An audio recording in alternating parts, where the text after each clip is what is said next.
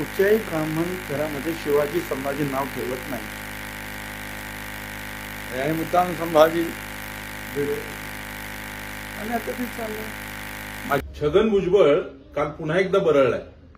छगन भुजबळांनी काल असं स्टेटमेंट दिलंय जे हिंदू धर्मविरोधी आहे, जे हिंदू जातींमध्ये तेढ निर्माण करणार आहे आणि देवी सरस्वतीचा अपमान करणार आहे। याच्या आधी देखील छगन भुजबळनी देवी सरस्वतीचा अपमान केला आणि उपरती झाल्यावर माफी मागितली आणि काल पुन्हा तोच प्रकार छगन भुजबळनी केलाय, ज्यामध्ये सरस्वतीचा अपमान करून आम्ही ज्यांनी म्हणजे सरस्वतींनी शाळा स्थापन कुठे केल्यात असं त्यांनी एक आश्चर्यकारक विधान केलंय आणि ज्यांनी शाळा स्थापन केल्या त्या दैवत ते आमची दैवत आहेत, आम्ही त्यांची पूजा करू।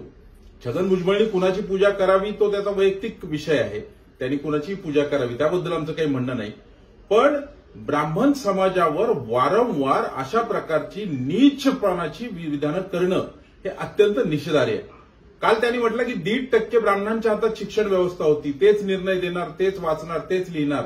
अरे 1.5% ब्राह्मणांच्या हातात, एक तर मुळात 1.5% हा आकडाच कुठून आणला ते त्यालाच माहीत, पण 1.5% ब्राह्मणांच्या हातात व्यवस्था होती म्हणणारा छगन भुजबळ यांनी येत्या इतिहासाचा अभ्यास करण्याची गरज आहे।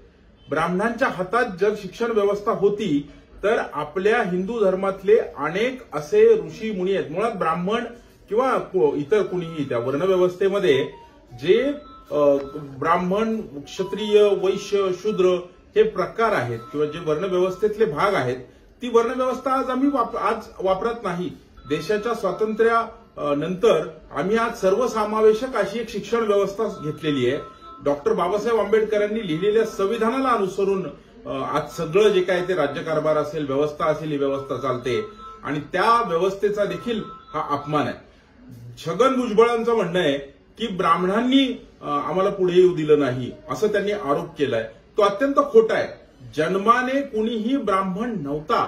आज आमचे हिंदूंचे 2 मोठे धर्मग्रंथ, महाभारत घ्या किंवा रामायण घ्या, या दोन्हीचे लेखक कोण आहेत याचा जरा अभ्यास करा। इतिहासाचा अभ्यास न करता बोलणे, महात्मा फुलेंच्या नावाने, ठीक आहे तुम्ही महात्मा फुलेंच्या नावाने तुम्ही धंदा करता, महात्मा फुलेंचं कार्य अत्यंत ग्रेट आहे, महात्मा फुलेंच्या कार्यावर कोणाचा आक्षेप नाहीये, पण छगन भुजबळ ज्या पद्धतीने सातत्याने हे करतात त्यावर निश्चितच आक्षेप आहे। महात्मा फुलेंनी शाळा काढल्या, मुलींच्या शाळा सावित्रीबाईंनी काढल्या, त्यांच्या आयुष्यात ब्राह्मणांचा किती सहभाग आहे? त्यांच्या दिलेला वाडा, त्यांची पहिली शाळा जी पुण्यात काढली तो भिडेवाडा, तो भिडेंनी दिला, तो चांगला चालला।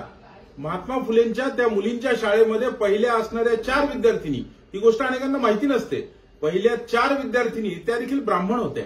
मग ब्राह्मणांनी तुम्हाला प्रत्येक ठिकाणी सपोर्ट केलं, एवढंच कशाला ही एमईटी नावाची संस्था भुजबळ तुम्ही जी चालवता ना, ती एमईटी संस्था देखील एका कर्वे नावाच्या ब्राह्मणांनी स्थापन केली आणि तुम्ही ती ढापलीये। आजही कोर्टात त्याबद्दल केस चालू आहे, त्यामुळे तुम्ही ती ढापलेली संस्था आहे। ब्राह्मणांकडून ढापणे हाच तुमचा मूळ स्वभाव आहे, त्यामुळे आता तुम्हाला माफी नाही।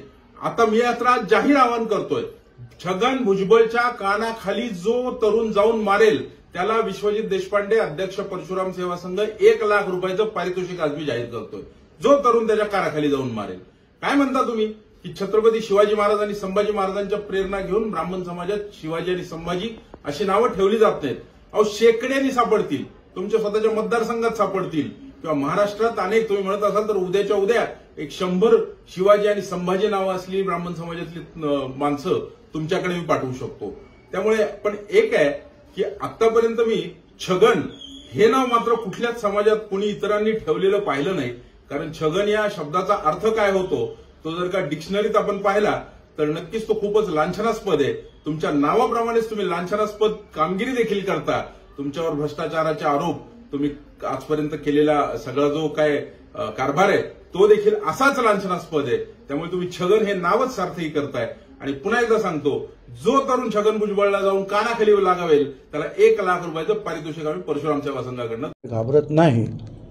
काय मी आज 55 वर्ष समाजकारणात, राजकारणात आहेत, अशा अनेक धोक्यातून गेलेलो आहे। अजिबात प्रश्न काय आहे की मुद्दाम होऊन काही लोक जे आहेत हे सगळं सुरू करतात। मी काय सांगितलं होतं की संभाजी भिडे याचं नाव मनोहर कुलकर्णी आहे का नाही एवढं सांगा, आणि मी पुढे हे म्हटलं की मग सहसा जे आहे ब्राह्मण समाजामध्ये संभाजी शिवाजी नाव ठेवत नाही। आता काही लोकांनी सांगितलं की ठेवतात, आनंद आहे, पण तरीसुद्धा मूळ प्रश्न काय माझा की हा संभाजी भिडे कोण? हे मनोहर कुलकर्णी आहेत असं लोक म्हणतात, आहे की नाही ते सांगावं. व त्याला फाटा देण्यासाठी ह्या बाकीच्या गोष्टी उकरून काढतात, हे बरोबर नाही.